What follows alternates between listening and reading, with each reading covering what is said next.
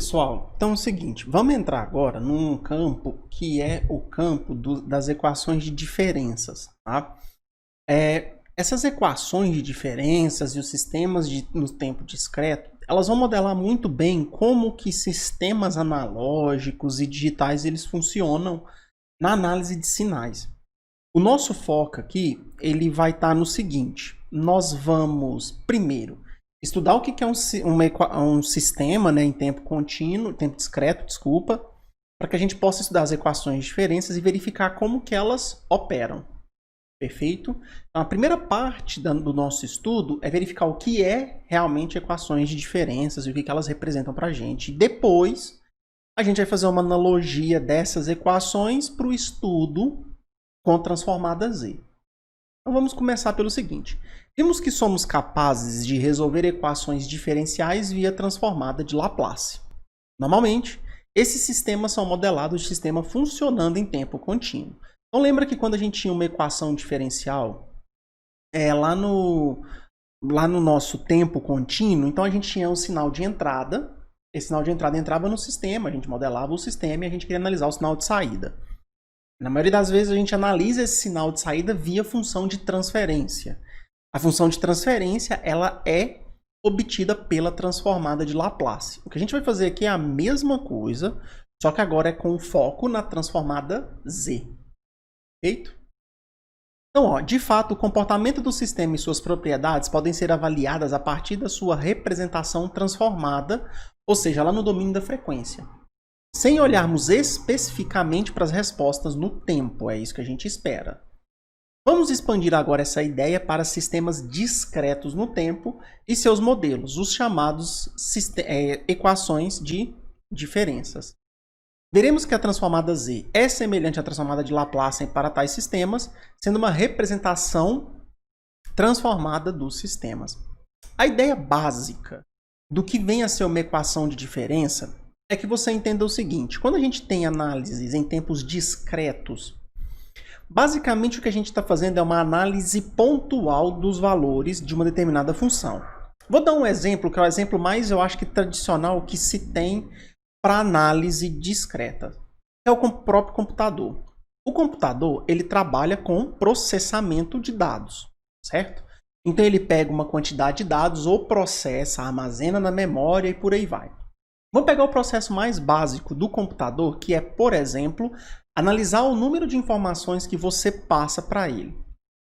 Vou dar um exemplo, quando você abre um arquivo, quando você abre uma página na internet, quando você abre uma foto, você está enviando dados para que o computador leia, processe-os e te retorne algo, perfeito? Vamos pegar um caso específico, processamento de imagens.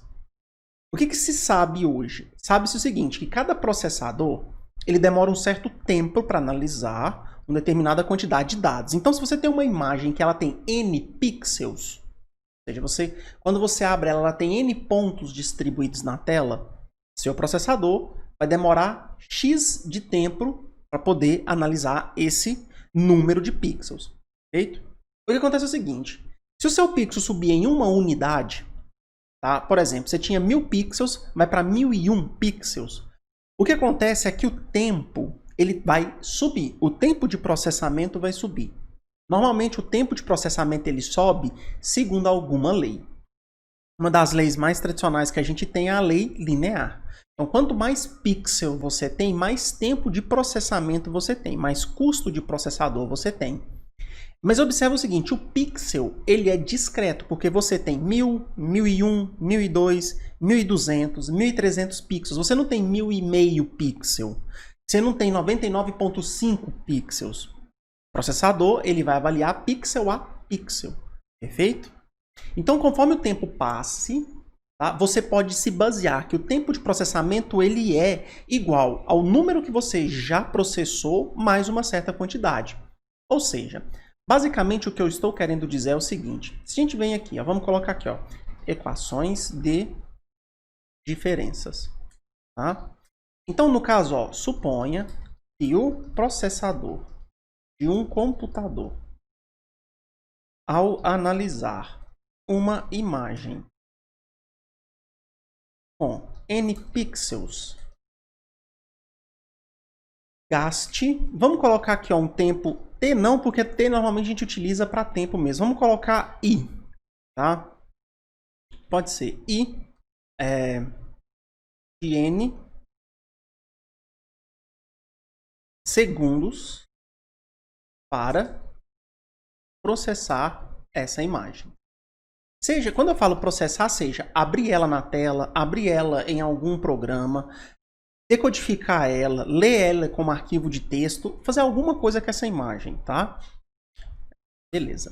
Sabemos que se a imagem possuir um número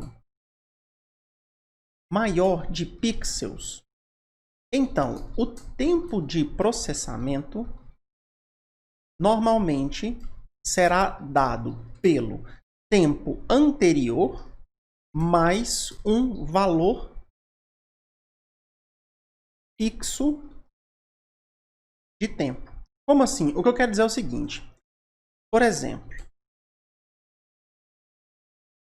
o que eu estou querendo dizer com isso é o seguinte.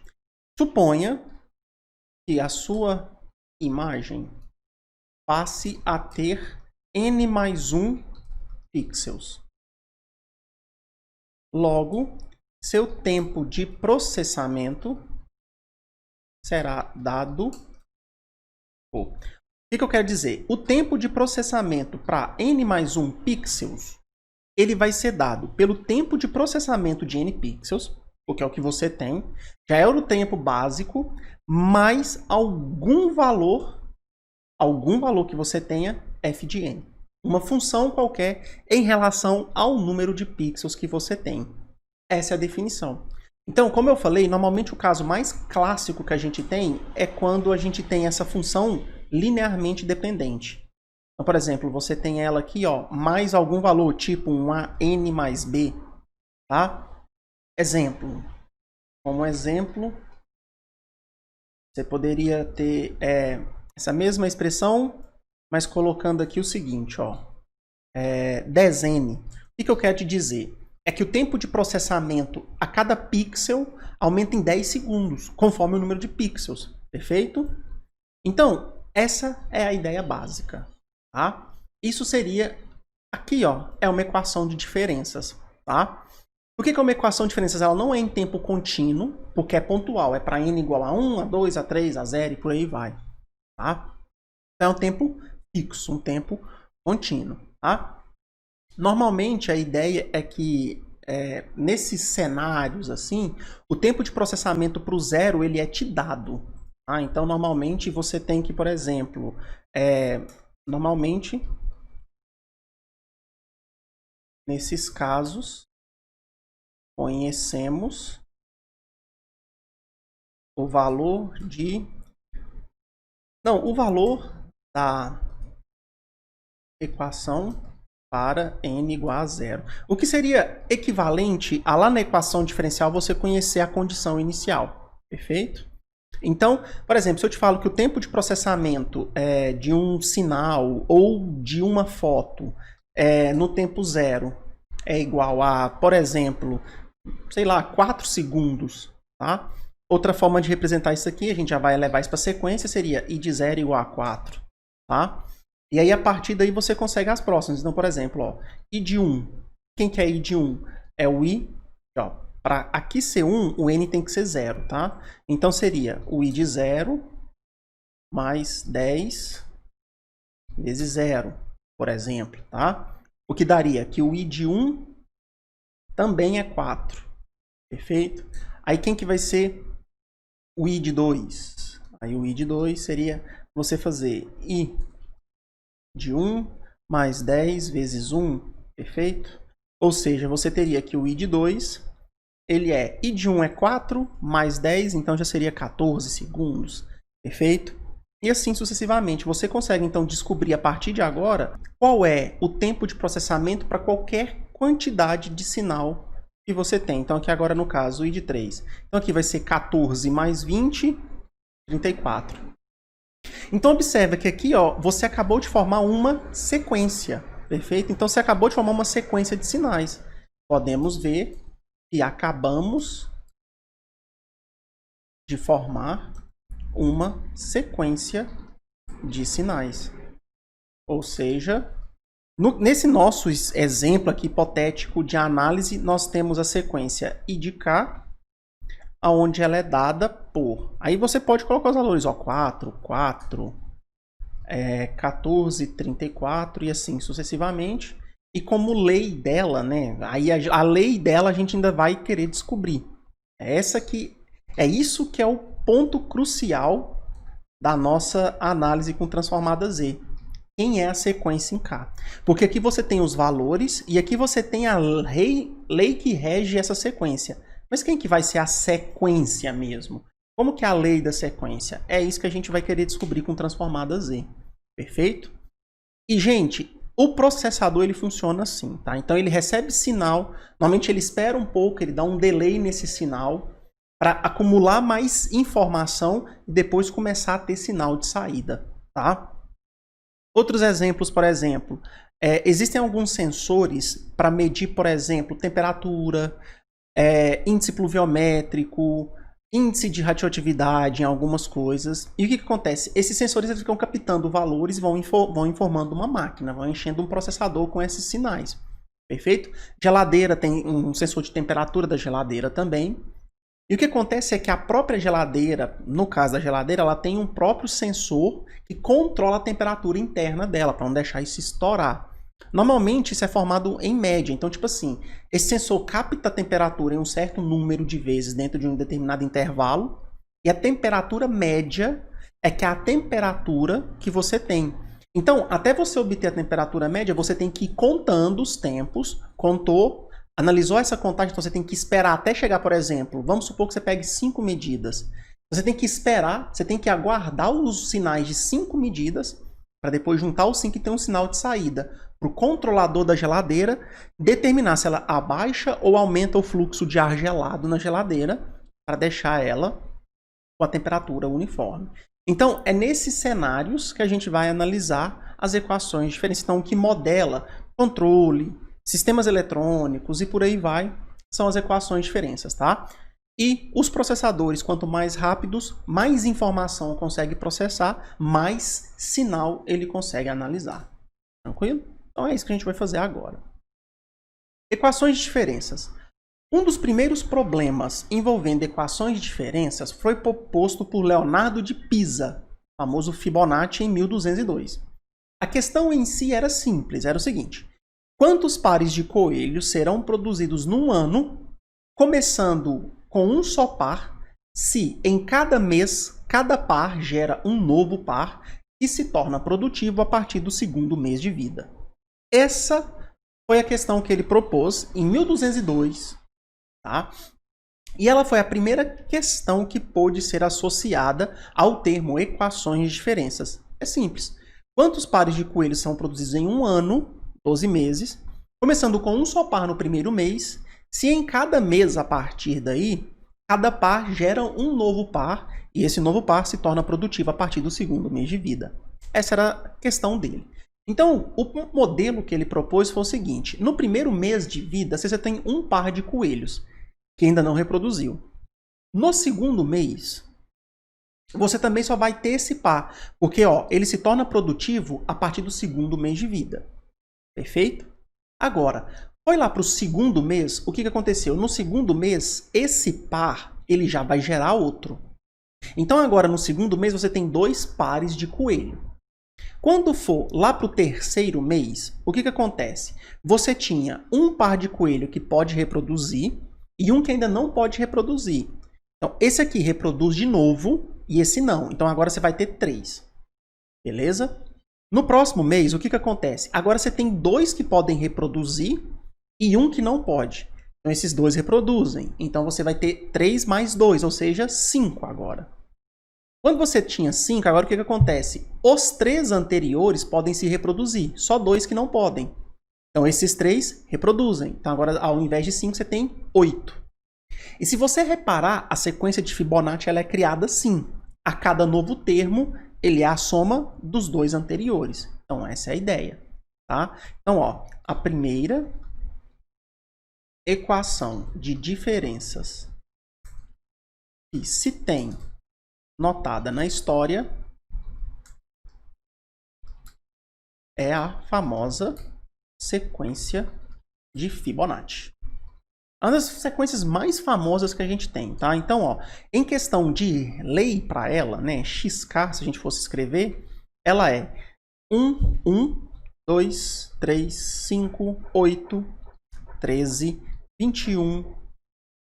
Peraí, deixa eu ver se eu não tô errando, né? 8, 2, 13, 13, 21, tá perfeito. 34, 65.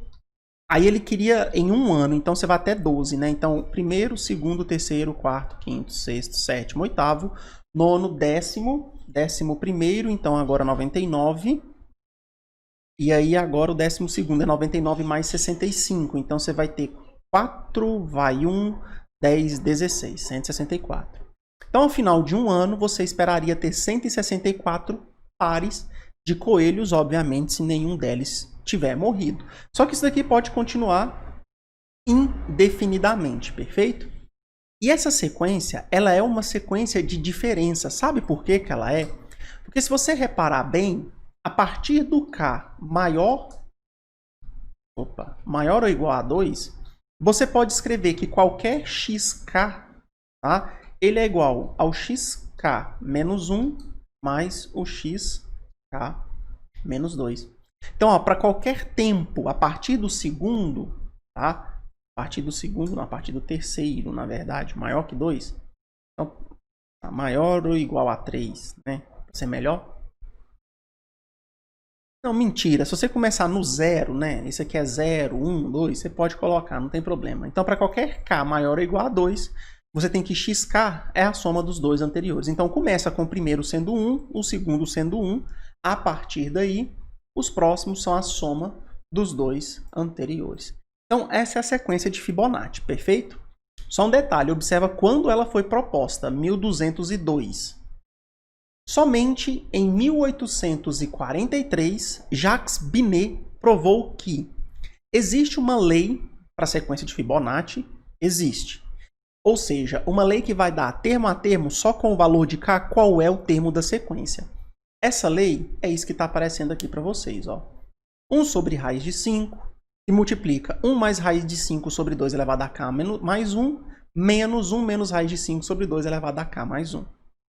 Essa é a sequência que modela todos os termos da sequência de Fibonacci. Então você pode fazer, ó, K0 vai dar 1, K1 vai dar 1 de novo, K2 vai dar 3, K2 vai dar 2 na verdade, K3 vai dar 3 e assim sucessivamente.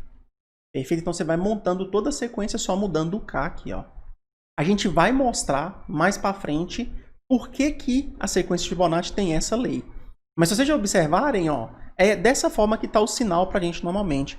Vocês podem entender a sequência de Fibonacci como se fosse uma sequência de sinal, tá? Onde o sinal do futuro é a soma dos dois sinais anteriores, sem problema algum, beleza? Basicamente, uma equação de diferenças poderá surgir na área da comunicação quando, por exemplo, queremos processar uma sequência de observações XK usando um sistema realimentado discreto no tempo, como mostra a figura a seguir.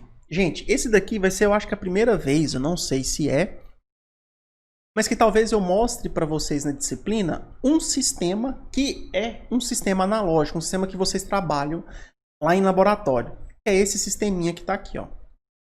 Isso aqui é um sistema de sinal.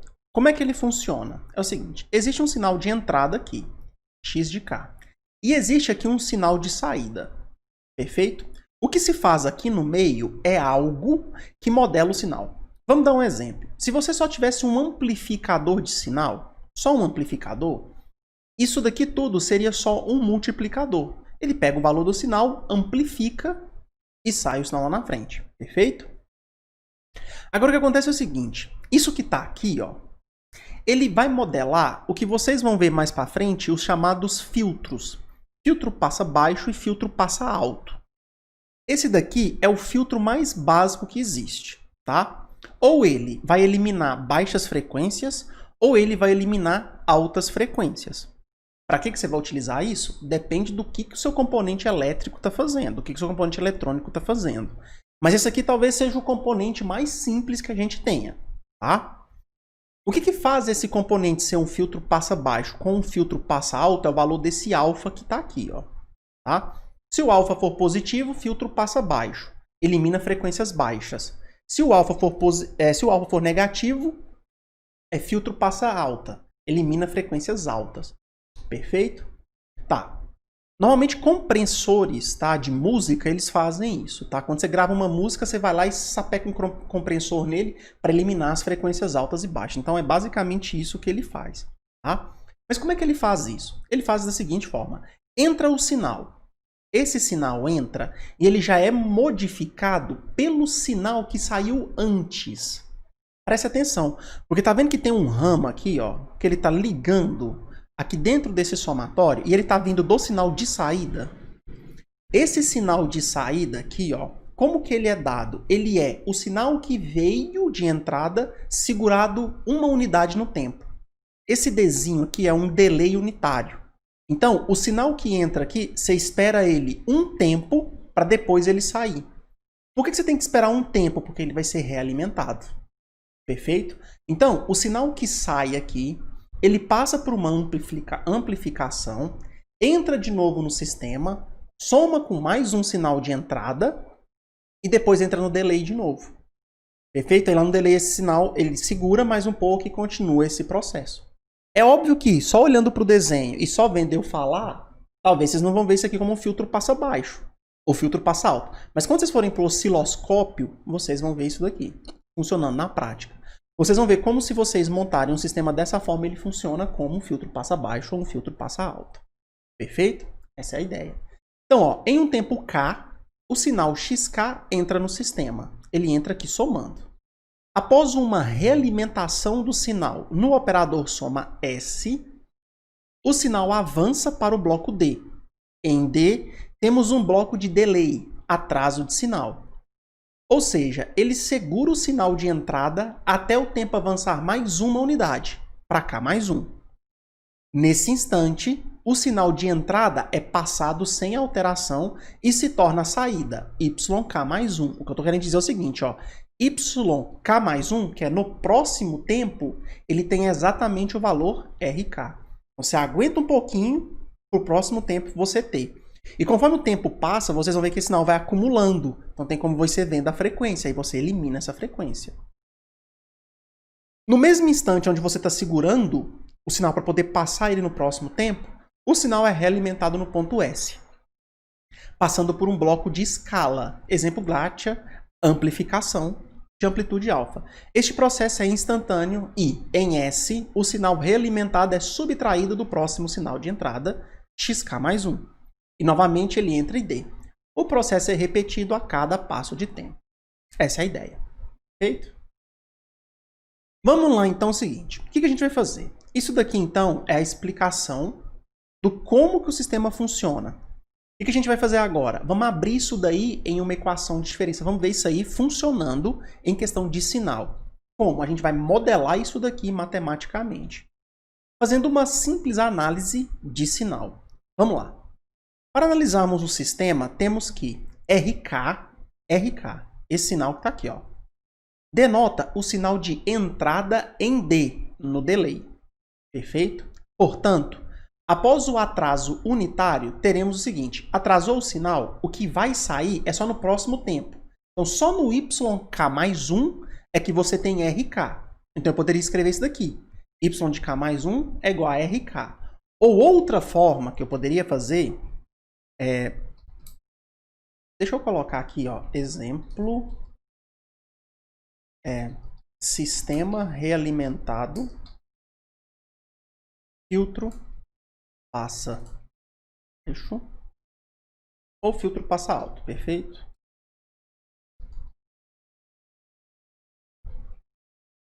Aí eu vou, é só para eu poder ter aqui, para vocês não fiquem pedindo na hora que vocês forem ler isso daqui, eu vou colocar como subsection aqui, tá? Então, ó, poderíamos escrever para o delay também a seguinte relação. Para ficar mais claro, se vocês quiserem, vocês poderiam falar o seguinte, é delay, ele atrasa o tempo. Ele atrasa o sinal, desculpa. Que sinal ele vai atrasar? RK. Então você poderia falar que no seu caso ali, o sinal YK, que está saindo do delay, é o sinal RK atrasado uma unidade. RK menos 1. Só que o K aqui é o que a gente chama de variável burra, tá? Ou variável, ou dummy variable. Ou seja, tanto faz se é K ou qualquer outra variável que você coloca no lugar, tá? Porém, por K ser uma variável que a gente chama de variável burra, aí aqui você tem que tomar um cuidado, tá? Com a palavra, tá? Burra. Poderíamos substituí-la por K mais 1. Eu quero dizer é que não faz diferença se é K ou se é K mais 1. Então, se você pega isso daqui e coloca no lugar do K, K mais 1, aqui fica K mais 1, enquanto que K mais 1 menos 1 vai dar K. Ou seja, isso daqui ó, é a mesma coisa que eu escrevi aqui, tá vendo? Então, tanto faz você entender o delay como sendo.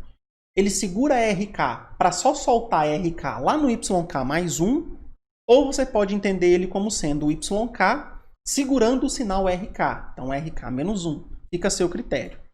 Tá? Porém, só vou deixar um adendo. Quando a gente for ter que fazer a análise com a transformada Z, a gente não pode ter aqui o índice negativo. Por isso, a gente não tem K menos 1. Só deixa na forma de K. Perfeito? Então tá. Então, a gente já viu a primeira coisa, que o YK mais 1 é igual a RK. Agora, vamos continuar o processo. Temos também a realimentação no ponto de soma S, que é esse ponto que está aqui. Ó. Nesse ponto, o que a gente tem? Que o RK, que é o sinal que está saindo da soma, ele é igual ao XK que está entrando, menos alfa vezes YK. Então, vamos colocar. Ó. RK é igual a XK menos alfa YK. Perfeito? Combinando a equação 2 com a equação 3, temos que YK mais 1 será igual a XK menos alfa YK. Tranquilo? Essa é a ideia. Por quê? O que eu estou fazendo? Eu estou pegando no lugar desse RK que está aqui, colocando isso que está aqui. Ó. Ou seja, eu estou colocando a equação 3 na equação 2. Perfeito? Feito isso, o que eu posso fazer? Pegar o YK e passar para o lado de lá. Então, você tem YK mais 1 mais alfa YK igual a X de K. Isso daqui é o que a gente chama de equação de diferença. Se você reparar, é quase que uma equação diferencial. Tá? Quem que é quem aqui? K é a variável independente. Y é a variável dependente. Y e X são sinais. X é o sinal de entrada, Y é o sinal de saída. Perfeito?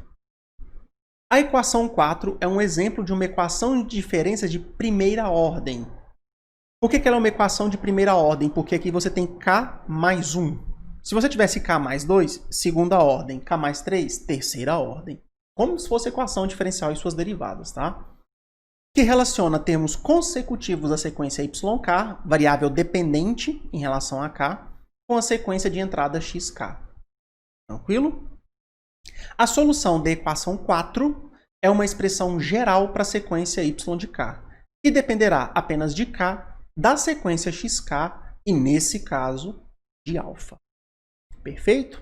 Então, essa é a ideia do nosso sinalzinho. Só para vocês terem ideia, ó, nosso sistema realimentado possui equações de diferenças igual a. Então, como que seria a ideia? Você viu lá, y de k mais 1 alfa yk igual a xk. Vamos supor, eu vou supor aqui, ó, só por exemplo, imagine que o sinal de entrada é dado pela sequência. Vamos pegar a sequência mais simples que a gente tem, que é a delta de Dirac unitário, ou contínua no tempo, tá? É aquela 1, 0, 0, 0. E por aí vai, tá?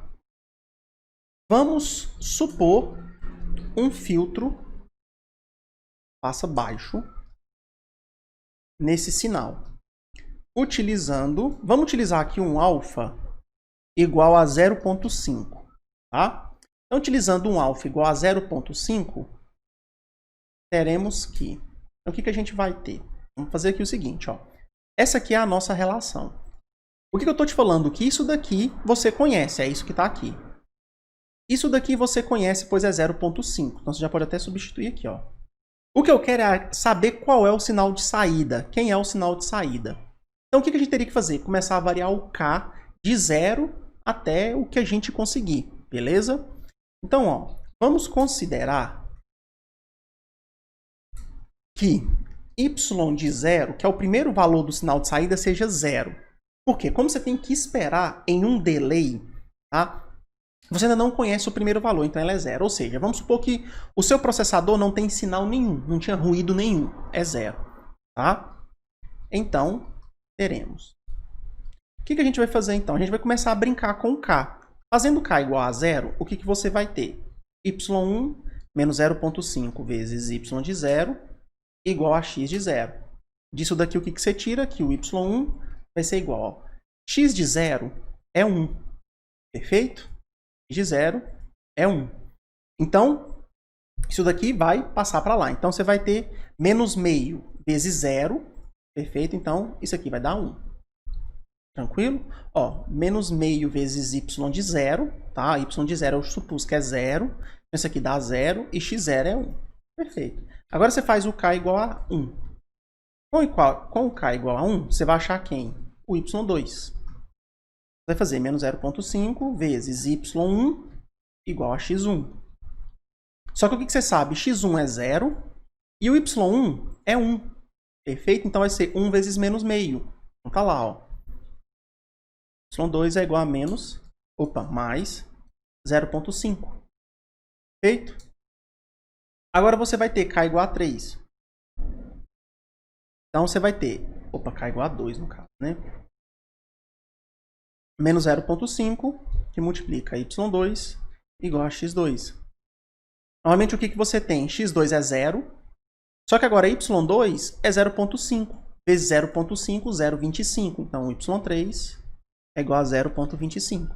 Observa, olha o sinal de entrada, olha o sinal de saída. Tá vendo que no sinal de entrada aqui você tem 0, mas aqui não é 0? Ele está tirando as frequências baixas. Ele está passando um pouco de frequência mais alta. Essas frequências, elas são o que sobraram do primeiro sinal de entrada, ó, do 1. Tá? E aí ele continua esse processo. Ó. K igual a 3. Então você vai ter... Desculpa. K igual a 3. Então você vai calcular agora o y igual a 4. Menos 0,5, y3 igual a x3.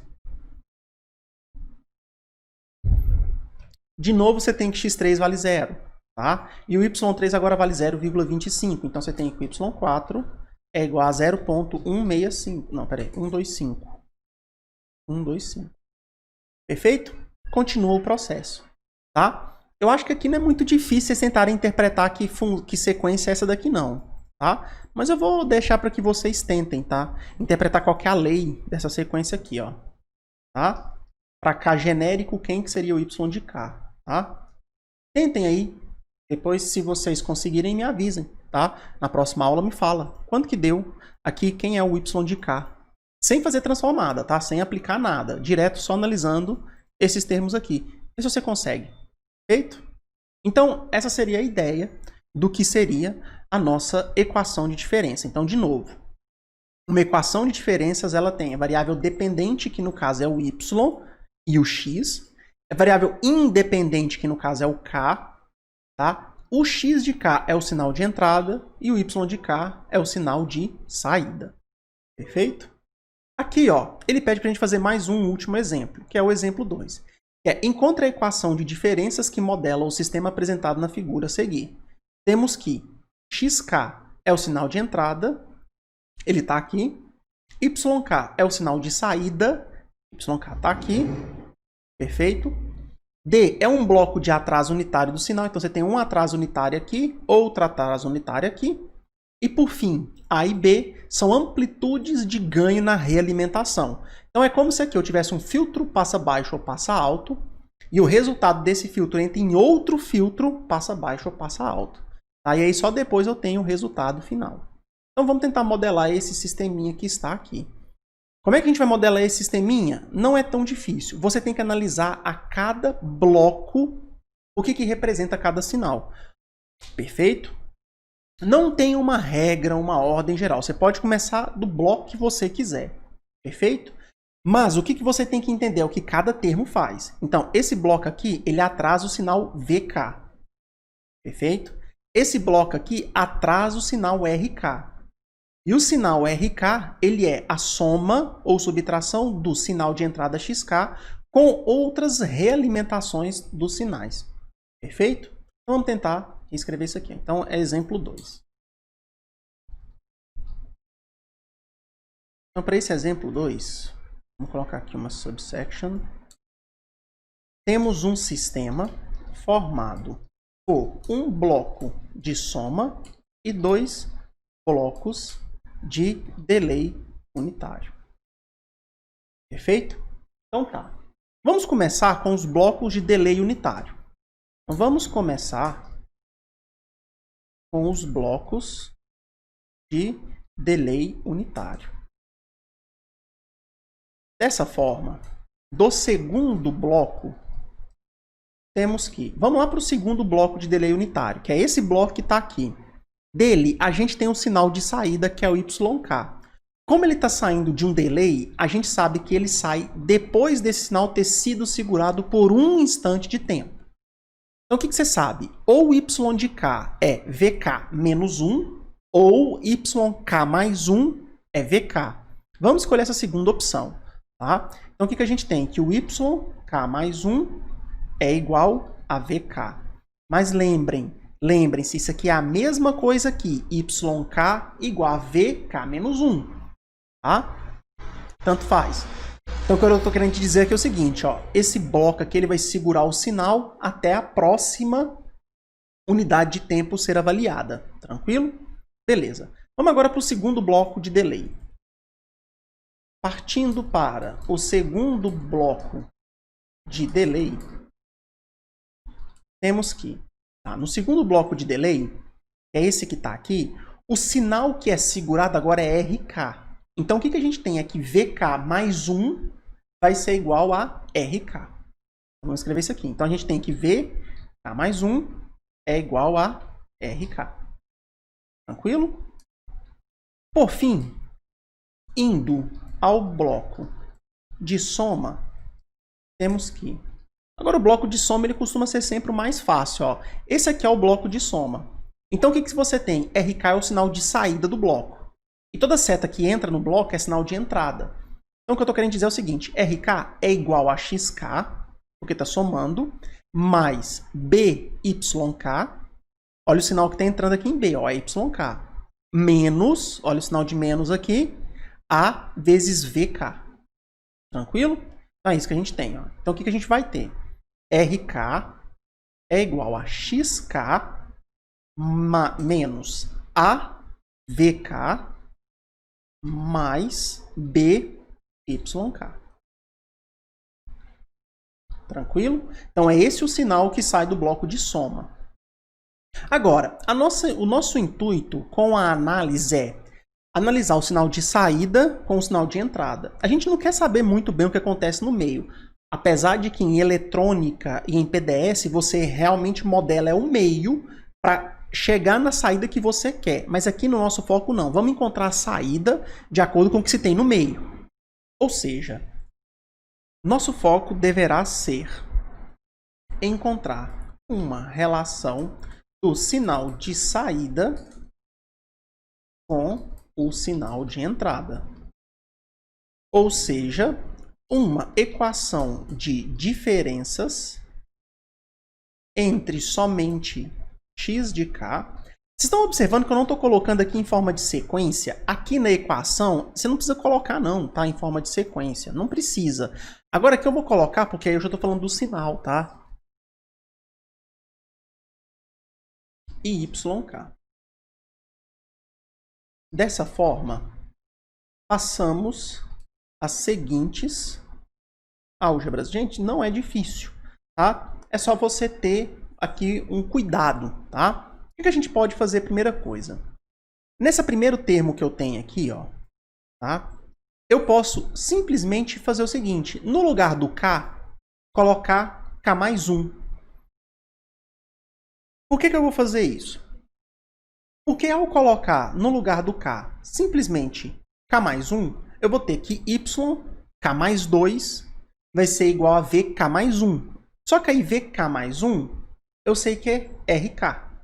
Tranquilo? Eu sei que é RK. Perfeito? Então, eu já vou ter YK mais 2 igual a RK. E o RK é tudo isso que está aqui, ó. Tranquilo? E aí, então, eu vou fazer uma outra modificação, que é o VK, eu sei que ele é YK mais 1. Tranquilo? A gente já pode substituir tudo de uma vez. Então, vamos começar fazendo isso, ó. Na primeira relação, podemos fazer o K ser K mais 1. Dessa forma,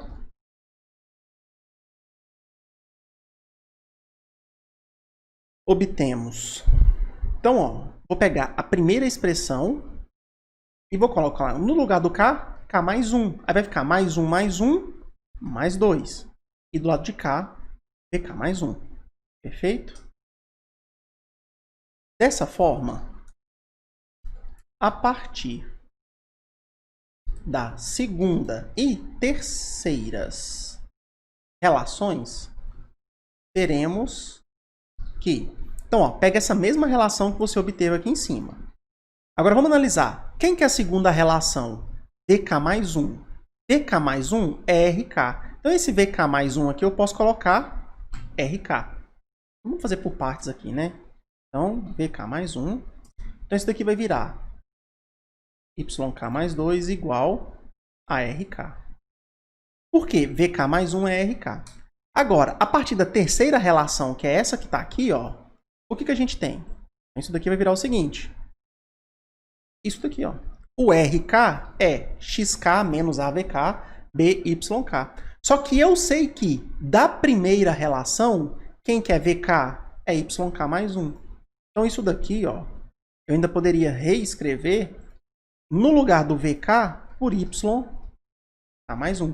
Observa que agora eu só tenho Y e X aqui, ó.